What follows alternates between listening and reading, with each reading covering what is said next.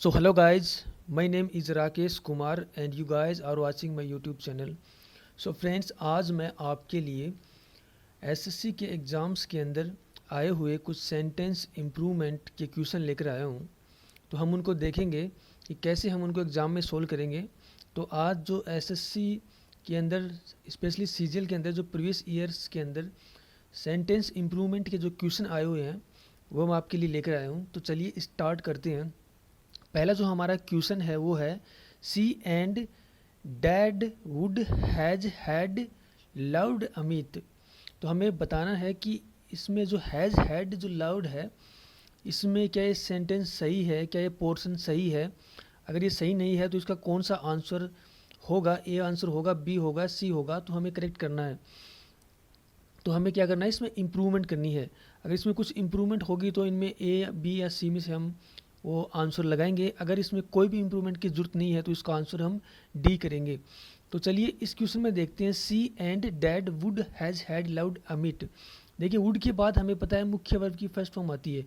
मैंने आपको बताया है पहले भी क्लासेस में कि जितने भी मॉडल हैं उनके बाद हमेशा मुख्य वर्ब की फर्स्ट फॉर्म आएगी। तो वुड के बाद हैव भी क्या करता है, मुख्य वर्ब की फर्स्ट फॉर्म का कार्य करता है। यानी इसके अंदर फर्स्ट और थर्ड का जो ए और सी का जो ऑप्शन होगा वो तो इसका आंसर नहीं होगा। इसका आंसर या तो बी होगा और इसमें इम्प्रूवमेंट की जरूरत है तो इसका आंसर क्या होगा, बी ही होगा। तो इसमें आगे देखने की ज़रूरत है ही नहीं हमें।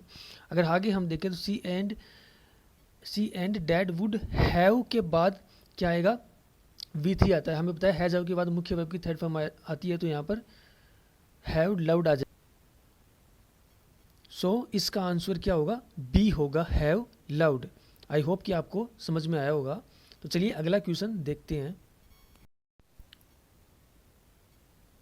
तो अगला क्वेश्चन है someone must being killed. Someone must being killed. तो हमें बताया कि बीइंग क्या इसमें सही है, क्या इसमें कुछ करेक्शन की ज़रूरत है। अगर करेक्शन की ज़रूरत है तो वो कौन सा हो सकता है, ए हो सकता है, बी हो सकता है या सी हो सकता है। या इसमें डी कोई इम्प्रूवमेंट की ज़रूरत नहीं है, नो इम्प्रूवमेंट। ये एसएससी सीजीएल 2017 के अंदर आया हुआ है, टीए फर्स्ट यानी प्री के अंदर आया हुआ ये क्वेश्चन है।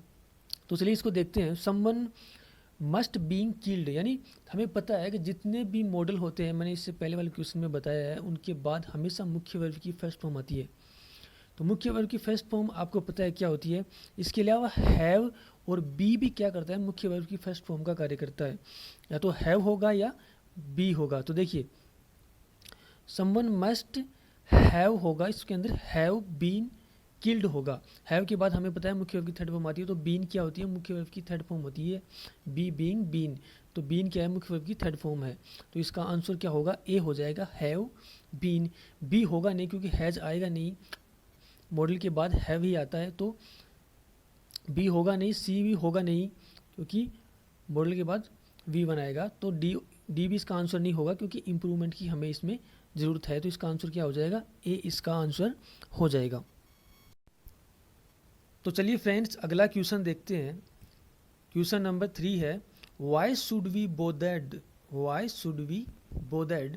तो हमें बताना है कि जो बोदर्ड है क्या ये सही है, क्या इसमें इम्प्रूवमेंट की ज़रूरत है। इम्प्रूवमेंट की अगर ज़रूरत है तो कौन सा ऑप्शन इसमें इम्प्रूवमेंट के लिए होगा, ए होगा, बी होगा या सी होगा। या फिर इसमें कोई इम्प्रूवमेंट की ज़रूरत नहीं है, इसका आंसर डी होगा। तो चलिए देखते हैं। देखिए मैंने आपको थोड़ी देर पहले ही फर्स्ट और सेकंड क्वेश्चन में बताया कि जितने भी मॉडल होते हैं उनके बाद हमेशा मुख्य वर्ब की फर्स्ट फॉर्म आती है। या तो हैव होगा या फिर मुख्य वर्ब की फर्स्ट फॉर्म होगा। तो बोदर्ड क्या, या तो V2 है या V3 है। तो ये मुख्य वर्ब की फर्स्ट फॉर्म नहीं है।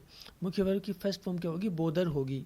तो इसका आंसर क्या होगा, ए आंसर इसका होगा bother. Why should we bother, हम चिंता क्यों करें, हम परेशान क्यों हो। तो यहाँ पर इसका आंसर क्या होगा, ए होगा। बी इसका आंसर होगा नहीं कि बोदरिंग होगा नहीं, ठीक है। और टू बोदर भी नहीं होगा और इम्प्रूवमेंट की इसमें ज़रूरत है, इसलिए डी आंसर भी इसका नहीं होगा। तो इसका आंसर क्या हो जाएगा, ए आंसर हो जाएगा इसका। तो चलिए फ्रेंड अगला क्वेश्चन देखते हैं। अगला क्वेश्चन नंबर 4 है I absolutely must seen him how ever painfully it may before me. I absolutely must see him how ever painful it may before me. तो हमें पता करना है कि इसमें जो सीन है क्या ये सही है। अगर ये सही है तो इसका आंसर डी होगा। अगर सही नहीं है तो इसका आंसर कौन सा होगा, ए होगा, बी होगा या सी होगा। देखिए हम फर्स्ट से लेके 3 क्वेश्चन देखिए डिस्कस करते आए हैं कि जितने भी मॉडल होंगे उनके पास हमेशा मुख्य वर्ब की फर्स्ट फॉर्म आएगी। तो सीन क्या है, मुख्य वर्ब की थर्ड फॉर्म है, तो इसकी सीन की मुख्य वर्ब की फर्स्ट फॉर्म क्या होगी, सी होगी। तो इसका आंसर सी होगा। सा ऑप्शन ए होगा नहीं, सा क्या है, मुख्य वर्ब की सेकंड फॉर्म है, और सीइंग होगा नहीं क्योंकि मुख्य वर्ब की फोर्थ ये फॉर्म है, ये जीरेंड है। तो इसका आंसर क्या हो जाएगा, सी इसका आंसर होगा। तो चलिए फ्रेंड्स अगला क्वेश्चन देखते हैं। क्वेश्चन नंबर 5 है हमारा, I had a few eggs in the fridge, I had a few eggs in the fridge, so we need to go to the market to buy them. तो हमें बताना है क्या इसमें ए फ्यू सही है, यहाँ पर क्या इसमें इम्प्रूवमेंट की ज़रूरत है या इसमें इम्प्रूवमेंट की ज़रूरत नहीं है। इम्प्रूवमेंट की ज़रूरत नहीं है तो इसका आंसर क्या होगा, डी होगा। अगर इम्प्रूवमेंट की ज़रूरत है तो ए, बी व सी में से हमें चूज करना है, इसका आंसर कौन सा होगा। तो देखिए फ्रेंड्स हमें पता है कि फ्यू, ए फ्यू और द फ्यू के बाद हमेशा प्लूरल काउंटेबल नाउन का प्रयोग होता है, जबकि लिटिल, ए लिटिल और द लिटिल के बाद हमेशा अनकाउंटेबल नाउन का प्रयोग हम करते हैं। तो हमें पता है इग्स क्या है, प्लूरल काउंटेबल नाउन है, इसलिए लिटिल, ए लिटिल का तो आंसर होगा ही नहीं, तो ए और सी तो ऑप्शन होंगे ही नहीं, तो ये तो गलत है।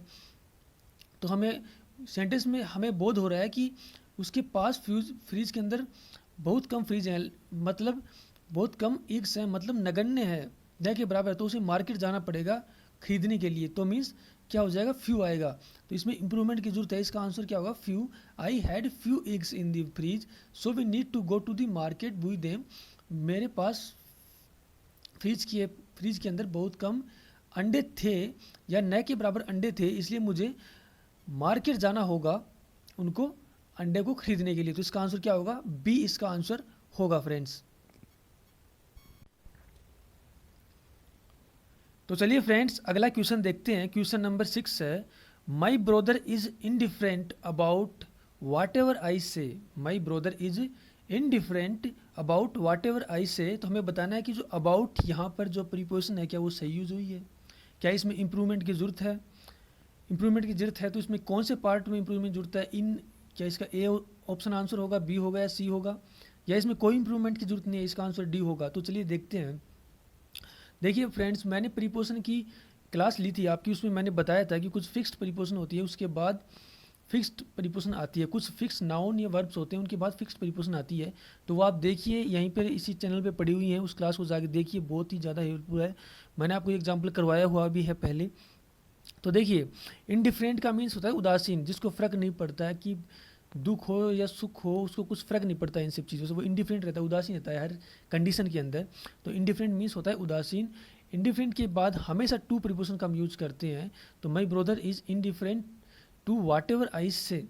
तो यहाँ पर अबाउट ना अगर टू आएगा तो इसका आंसर सी होगा।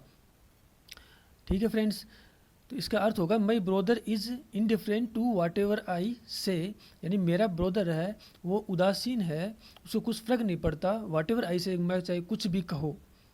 ठीक है, तो इसका आंसर होगा, इसका आंसर सी होगा